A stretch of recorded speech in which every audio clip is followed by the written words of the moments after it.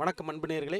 டாட்டாவின் gold plus வழங்கும் பொன்னந்தி பொழுதில் சிகரம் தொட்ட தஞ்சை கலைஞர்கள் வரிசையில் இன்று நாம் யாரை சந்திக்க இருக்கின்றோம் அப்படின்னாக்கா, சென்னை கலாச்சேத்ராவின் முறைப்படி பரதத்தில் முதுகலை பட்டம் பயின்ற நாட்டிய சிரோன்மணி, நாட்டிய தாரகை அப்படி என்று பல பட்டங்களை தன்னுள் தாங்கி இன்று தான் கற்ற கலையை பலருக்கும் சொல்லிக் கொடுத்து மகிழ்கின்ற ஸ்ரீ ஜெய நாட்டியாலயின் ஆசிரியை வே ஜெயந்தி அவர்களை நாம் இப்போ சந்திக்க இருக்கின்றோம்.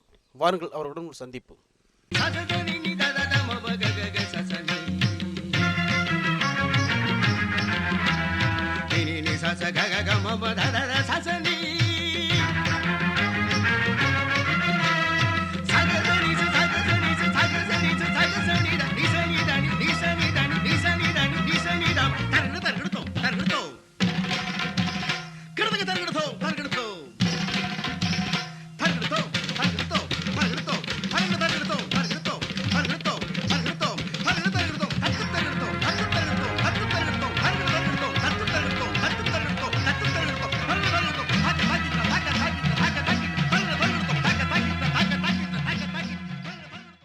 வணக்கம்.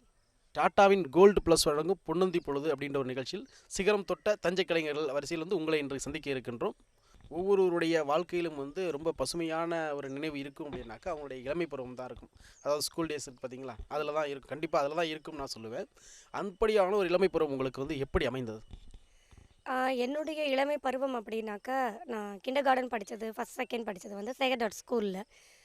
அப்போது ஸ்கூல் டேஸ், ஸ்போர்ட்ஸ் டேஸ் எல்லாத்துலேயுமே நானே பார்ட்டிசிபேட் பண்ணுறேன் அப்படின்னு கிளாஸ் டீச்சர்ஸ்ட்டை நான் கேட்டிருக்கேன். அதுக்கப்புறம் நான் படித்தது கேஹெச்எஸ் ஸ்கூல் மேலே வீதியில்.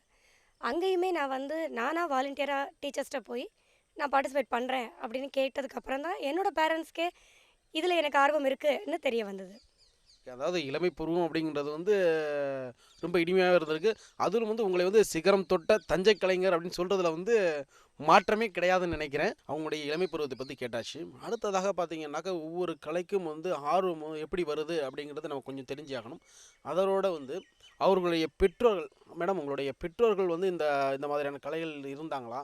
உங்களுக்கு எப்படி இந்த பரதத்தில் ஆர்வம் ஏற்பட்டுச்சு? அதையும் நம்முடைய நேயர்களோட பகிர்ந்துக்கணும். என்னோட அப்பா கிட்டார் வாசிப்பார், மிருதங்கம் வாசிப்பார். வீட்டில் வாசிக்கும்போது நான் பார்த்துருக்கேன். எங்கள் அம்மா நல்லா பாடுவாங்க. ஆனால் அவங்க யாருமே ப்ராப்பராக ஒரு டீச்சர்கிட்ட போய் கற்றுக்கிட்டு இதை டெவலப் பண்ணிக்கணும்னு அவங்களுக்கு ஒரு ஆப்பர்ச்சுனிட்டி கிடைக்கல.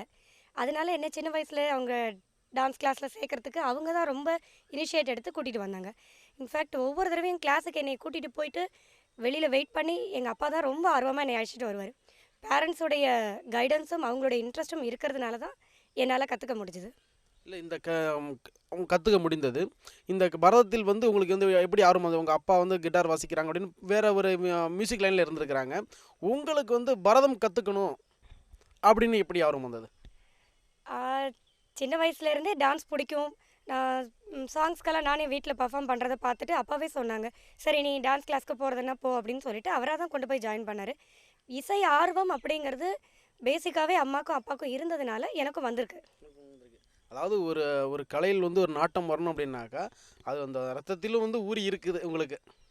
ஆமாம் ஆமாம், கண்டிப்பாக பேரண்ட்ஸ்க்கு இருக்கிற அந்த ஆர்வம் தான் குழந்தைகளுக்கு வருது. நமக்கு எவ்வளவுதான் ஆர்வம் இருந்தாலும் நமக்கு ஊக்கப்படுத்துறதுனால தான் நம்மளுடைய கலையை மேலும் மேலும் வளர்த்துக்க முடியும், இல்லைங்களா? ஆமாம், கண்டிப்பாக. இப்போ பரதம் மட்டும் இல்லாமல் உங்களுக்கு வேறு என்னென்ன கலையில் நீங்கள் சிறந்து விளங்குறீர்கள்? எனக்கு பெயிண்டிங்ஸ் ரொம்ப பிடிக்கும். ஆனால் அது கூட நான் ப்ராப்பராக கற்றுக்கிட்டு நான் பண்ணலை. இருந்தாலும் வீட்டில் இந்த மாதிரி கிராஃப்ட் ஒர்க்கு, பெயிண்டிங்ஸ் நான் நிறைய பண்ணியிருக்கேன். Glass painting, specially glass painting எனக்கு ரொம்ப பிடிக்கும். சின்ன வயசுலேயும் நான் பண்ணுவேன். இப்போயும் நிறையா கலெக்ஷன்ஸ் வச்சுருக்கேன். ஆக பரதத்துக்காக மட்டும் இல்லாமல் இந்த மாதிரி பெயிண்டிங்காகவும் மறுபடியும் உங்களை ஒரு சந்திக்க ஒரு வாய்ப்பு இருக்கும்னு நான் நினைக்கிறேன். அடுத்ததாக பார்த்தீங்கன்னாக்கா, இப்போ உங்களுக்கு எப்படி ஆர்வம் வந்தது அப்படின்னு சொல்லிட்டீங்க.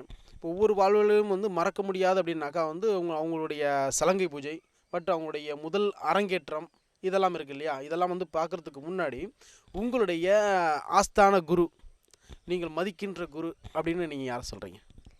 நான் சின்ன வயசில் முதல்ல கற்றுக்கிட்டது திரு நடராஜன் அப்படிங்கிறவர். அவர் அந்த ஸ்கூல்லையே டீச்சராக ஒர்க் பண்ணிகிட்டு இருந்தார். அதனால் அவர் தான் ஃபஸ்ட்டு என்னுடைய குரு. அதுக்கப்புறம் நான் கற்றுக்கிட்டது திரு ராஜேந்திரன் மாஸ்டர் அப்படின்னுட்டு. அவர் திருவையாறு காலேஜ் ப்ரொஃபஸராக இருந்தார். ஈவினிங்கில் வந்து கிளாஸஸ் அவர் கண்டக்ட் பண்ணுவார். நான் என்னுடைய கிளாஸஸ் இல்லாத நாட்களில் கூட வேறு குரூப்ஸ் பண்ணும்போது கூட நான் போய் அவங்கக்கிட்ட என்னோடய சீனியர் ஸ்டூடெண்ட்ஸ்கிட்ட நான் கற்றுப்பேன் நான். அவ்வளோ எனக்கு டான்ஸ் ரொம்ப பிடிக்கும் சின்ன வயசுல இருந்து. அதாவது ஒரு ஆர்வம் மிகுதியால் வந்து மேலும் மேலும் வந்து நம்ம எப்படியாச்சும் கற்றுக்கணும், அவருடைய நுணுக்கங்களை கற்றுக்கணுன்ற ஒரு ஆர்வம் அப்பயும் ஒரு இடைவிடாது இருந்திருக்கு இல்லைங்களா? நான் பார்ட்டிசிபேட் பண்ணுறேனோ இல்லையோ மற்றவங்க என்ன பண்ணுறாங்க அப்படிங்கிறத நான் ஆர்வமாக உட்காந்து பார்ப்பேன் நான். அதே மாதிரி தினம் கிளாஸ் முடிச்சு வந்தோடனே எங்கள் அப்பா கேட்பார், இன்றைக்கி என்ன சொல்லி கொடுத்தாங்கன்னு. அவருக்கு சொல்லணுங்கிறதுக்காகவே நான் கற்றுக்காட்டியும் சீனியர்ஸ் பண்ணுறதை நான் வந்து சொல்லுவேன் நான். ஒவ்வொருவருடைய வாழ்க்கையிலும் வந்து ஒரு மறக்க முடியாத ஒரு நிகழ்வு இருக்கும். அந்த மாதிரி ஏதாவது நிகழ்வு நம்ம உங்களுடைய வாழ்க்கையில் இருக்கிறதா? எங்கள் காலேஜ் டேஸில் பர்ஃபார்மன்ஸ்க்காக எங்களை வந்து தாய்லாந்து, இட்டாலி ஒரு 1 மந்த் டூர் மாதிரி கூட்டிகிட்டு போயிருந்தாங்க. அது ராமாயணம் ஃபெஸ்டிவல்னுட்டு. பேங்காக்கில் நாங்கள் ஸ்டே பண்ணி ஒரு 1 மந்த் ராமாயணம் மாத்திரமே தீசிஸ் மாதிரி பண்ணினோம். அதுக்கான ப்ராக்டிஸ்க்கு நாங்கள் எடுத்துக்கிட்ட நாட்கள். அங்கே நாங்கள் நிறைய ஆர்டிஸ்ட்டை நாங்கள் கூட்டிகிட்டு போக முடியாமல் அங்கே இருந்த சில ஆர்டிஸ்ட்டை நாங்கள் ட்ரைன் பண்ணினோம் நாங்கள். ஸோ அடவுலேருந்து சொல்லி கொடுத்து அவங்கள பர்ஃபார்ம் பண்ண வைக்கிறதுக்கு நாங்கள் அவங்களுக்கு ஹெல்ப் பண்ணின நாட்கள் மறக்க முடியாதது. உங்களுக்கு அவர்களுக்கு வந்து சொல்லிக் கொடுத்த போது உங்களுக்கு எப்படி இருந்தது உங்களுடைய மனது நினைவு? இந்த லாங்குவேஜே புரியாத அவங்களுக்கு வந்து நாங்கள் சொல்லிக் கொடுக்குறது முதல்ல கொஞ்சம் கஷ்டமாக இருந்தது. ஆனால் கலைக்கு வந்து உங்களுக்கு லாங்குவேஜ் தேவையில்லை இல்லைங்களா? ஸோ நாங்கள் பண்ண அதோடைய கான்செப்டை புரிஞ்சுட்டு அவங்க பண்ணினாங்க. இப்போ வந்து அடுத்ததாக வந்து பார்த்தீங்கன்னாக்கா, ஒவ்வொருடைய வாழ்க்கையிலும் வந்து சில நிகழ்வு சொல்லிட்டீங்க. அடுத்தபடியாக மீண்டும் இந்த மாதிரி ஒரு வாய்ப்பு எனக்கு கிடைக்கும், இல்லை கிடைத்தா நல்லா இருக்கும் அப்படின்னு நீங்கள் நினைப்பது எதை? கண்டிப்பாக 1000வது ஆண்டு விழா தஞ்சாவூர் பெரிய கோயிலில் பண்ணினது. பத்மா சுப்பிரமணியம் தலைமையில் 1000 பேர் சேர்ந்து நாங்கள் பர்ஃபார்ம் பண்ணினோம். அதில் எங்கள் ஸ்ரீஜெய நாட்டியாலயா சார்பில் ஒரு 25 பேர் நாங்கள் பண்ணினோம். நானும் பண்ணினேன். அந்த நிகழ்ச்சி வந்து உண்மையிலே சிலிர்த்து போகிற லெவலுக்கு இருந்தது. எப்படின்னா ஒரு 10-20 டான்ஸர்ஸை சேர்ந்து பண்ண வைக்கிறதுங்கிறதே கஷ்டம். ஏன்னா நான் இப்போ ஒரு 40 பசங்களை பண்ண வைக்கிறதுனால நான் சொல்கிறேன். 10 பேரை வந்து ஒரு இடத்துல வந்து கூட்டுவதே சிரமம். அதுவும் மேக்கப்போட காஸ்டியூம் அவ்வளோ பண்ணுறது ரொம்ப கஷ்டம். இதில் 1000 பேருங்கிறது நினச்சி கூட பார்க்க முடியாது. அவங்களுக்கு ரிஹர்சல் கொடுக்கறதுக்கும் டைம் இல்லை. இம்மீடியட்டாக வந்த உடனே ஆன் த ஸ்பாட் எங்களை வந்து பண்ண சொன்னாங்க. அந்த பாடல் ஆரம்பிக்கிறதுக்கு முன்னாடி நந்தி மேடையில் நாங்கள் நின்ன போது உண்மையிலே சிலிர்த்து போயிட்டோம். ராஜராஜ சோழன் காலத்தில் வந்து ஒரு 400 பெண்களை வந்து நடனத்துக்காகவே இந்த கோவிலில் அமைச்சிருந்தாங்க அப்படின்னு சொல்லிட்டு நாங்கள் படிச்சிருக்கிறோம். அந்த 400 பேரில் நம்மளும் ஒருத்தராக இருந்திருப்போமோங்கிற எண்ணம் அந்த 1000 பேருக்கும் வந்திருந்திருக்கும். அவ்வளோ ஒரு சிலிர்த்து போன அந்த மாதிரி ஒரு அனுபவத்தை திருப்பி வாழ்க்கையில் வருமாங்கிறது தெரியல. ஆனால் வரணும்னு நான் விரும்புகிறேன். இப்போ உங்களுடைய வந்து ஒரு மறக்க முடியாத நிகழ்வும் கேட்டாச்சு. இதை ஒவ்வொரு நிகழ்வும் வந்து நம்முடைய வாழ்க்கையில் இருக்கும் பொழுது உங்களது மனது ஒரு ஒரு வருத்தப்பட்ட மாதிரியான எதுவும் நிகழ்வு இருக்கின்றதா? ஒரு ஸ்கூல் டே ஃபங்க்ஷனுக்காக நாங்கள் எல்லாத்தையும் ரெடி பண்ணி வச்சுருந்தோம். அது வாமன அவதாரம்னு நினைக்கிறேன். அந்த டான்ஸ் ட்ராமாக்காக எல்லாம் ரெடி ஆயாச்சு. தட் வித் ப்ரைமரி ஸ்டூடெண்ட்ஸ், சின்ன குழந்தைங்க வேறு. மேக்கப் போட்டு எல்லாம் ரெடியாகி இருக்கிற சமயத்தில் ஒரே மழை. அது வந்து ஓப்பன் ஆடிட்டோரியம்ங்கிறதுனால எங்களால் ஒன்றும் பண்ண முடியல. அதை புரிய வைக்கவும் அந்த குழந்தைங்களால முடியல. எல்லாம் சலங்கையெல்லாம் கட்டி ரெடியாக இருக்கும்போது எனக்கு ரொம்ப வருத்தமாயிடுச்சு. ஏன்னா அந்த நேரத்தில் நாங்கள் ஒன்றும் ஹெல்ப் பண்ண முடியல. பட் அந்த ப்ரோக்ராம் அடுத்த மாதம் நடத்தினோம். இதை விட கிராண்டாக நடந்தது. அந்த நேரத்தில் அந்த குழந்தைங்கள்ட்ட எக்ஸ்பிளைன் பண்ண முடியாமல் நான் வருத்தப்பட்டது என்னால் மறக்க முடியாது. சென்னை கலாஷேத்ராவில் வந்து பரதத்தில் முதுகலை பட்டம் பயின்றீங்க இல்லையா? அந்த கல்லூரி நாட்கள் பற்றி கொஞ்சம் எங்களுடைய நேயர்களுக்கு சொல்லுங்கள். சென்னை கலாஷேத்ராவில் வந்து படிக்கணுங்கிறது எங்கள் அப்பா எடுத்த முடிவு. அவர் தான் கொண்டு போய் சேர்த்தாரு. 4 years diploma course and last 2 years is a post graduation course. அது இந்த டிப்ளமோ கோர்ஸ் படிக்கிற எல்லா டான்ஸ் ஸ்டூடெண்ட்ஸுமே கம்பல்சரியாக மியூசிக் படிச்சிருக்கணும். அண்ட் அதே மாதிரி அவங்க கொஞ்சம் paintings, dress designing, stage arrangements அப்படின்னு சொல்லுவாங்க. அதாவது சில சீன்ஸ் போது பேக்ரவுண்ட் எந்த மாதிரி இருக்கணும், எந்த கேரக்டர் என்ன கலர் ட்ரெஸ் பண்ணியிருக்கணும், இதெல்லாத்துக்கும் அவங்க தியரி மாதிரியும் சொல்லி தருவாங்க. இது எல்லாமே அங்கே உண்டு. அது ஒரு தனி உலகம். அது குடில் மாதிரி இருக்கும் ஒவ்வொரு கிளாஸ் ரூமும். நம்ம அதுக்குள்ளே நுழையும் போது வீணை சத்தம், வயலின் சத்தம் தனித்தனியாக கேட்கும். நம்ம எங்கேயோ ஒரு வித்தியாசமான உலகத்துக்கு வந்த மாதிரி இருக்கும். கலாஷேத்ரா வாழ்க்கையில் நிச்சயமாக எல்லோரும் ஒரு தடவை போய் பார்க்க வேண்டிய ஒரு இடம்.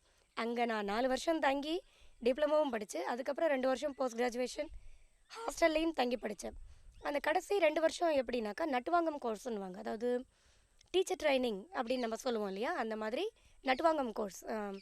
டான்ஸ் கிளாஸில் தட்டுறது வேறு, நட்டுவாங்கம் தனியாக தாளம் தட்டுறது வேறு. இதுக்கும் அதுக்கும் இருக்கிற வேரியேஷன்ஸ் என்னென்ன, எப்படி கோரியோகிராஃபி பண்ண முடியும், என்ன மாதிரி உடம்பு இருக்கிற குழந்தைங்களுக்கு என்ன மாதிரி கேரக்டர் கொடுக்க முடியும், இது எல்லாமே எங்களுக்கு அங்கே வந்து ரொம்ப பொறுமையாக குருகுலம் அடிப்படையில் சொல்லிக் கொடுத்தாங்க. அதாவது அந்த கலாக்ஷேத்ராலேருந்து பயின்று வெளியில் வரும் பொழுது ஒரு முழுமையான கலைஞராக மட்டும்தான் வெளில வர முடியும் இல்லைங்களா? ஆமாம், நாங்கள் சேரும்போது கிட்டத்தட்ட ஒரு 30 ஸ்டூடெண்ட்ஸ் சேர்ந்தோம் ஃபஸ்ட் இயர் ஜாயின் பண்ணும்போது. அந்த 6 இயர்ஸ் கோர்ஸ் முடித்து நாங்கள் வரும்போது 5 பேர் தான் வந்தோம். ஏன்னா அவ்வளோ ஒரு டஃப்பான ட்ரைனிங். முதல் இனிஷியல் ஸ்டேஜ் வந்து அவ்வளோ கடினமாக இருக்கும்.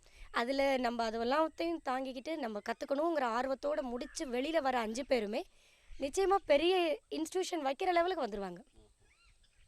இப்போ வந்து பெரிய இன்ஸ்டியூஷன் வைக்கிற அளவுக்கு வந்துடுவாங்க அப்படின்னு சொன்னீங்க இல்லையா? நீங்கள் கற்றுக்கொள்ளும் பொழுதே வந்து ஒரு நாட்டிய ஆசிரியை ஆகணும் அப்படின்ற மாதிரி கற்றுக்கிட்டீங்களா, இல்லை இந்த கலையில் இருக்கணுன்ற மாதிரி கற்றுக்கிட்டீங்களா? இல்லை, நான் முதல்ல கற்றுக்கும் போது பர்ஃபார்மிங் ஆர்டிஸ்ட்டாக தான் ஆகணும் அப்படின்னு சொல்லி தான் கற்றுக்கிட்டேன்.